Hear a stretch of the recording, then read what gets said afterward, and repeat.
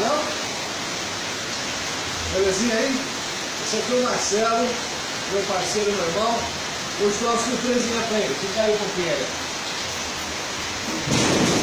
Olha só que legal.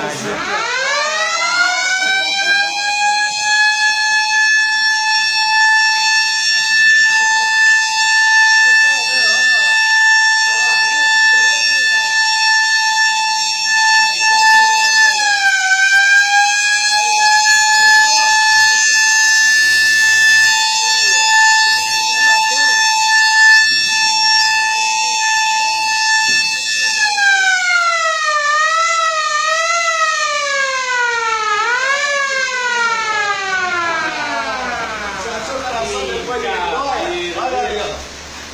Gostou da surpresa? Gostou da surpresa? Puta, peraí que tô quase chorando. Gostou assim? Pena que a Andréa não veio. Combinei com ela, falei com ela, não deu pra ela vir. Era isso que você queria, assim, ó? Tá bom o projeto? Ó, mais uma surpresa com a Deu Garagem pro meu amigo Marcelo aqui, ó. É isso aí. Gostoso, assim. Nós corremos muito pra isso aqui, hein? Corremos pra caramba, cara.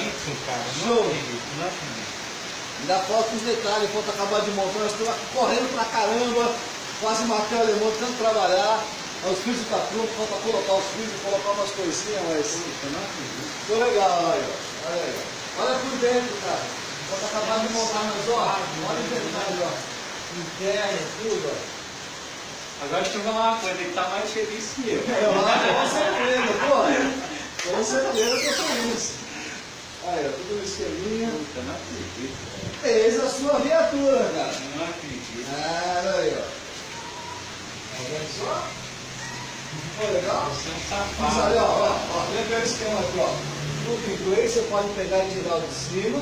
Ali você, ó, eu tive que trocar o caça-mulato. Você já tá de 50 minutos, porque o senhor não tá gelado. Eu coloquei o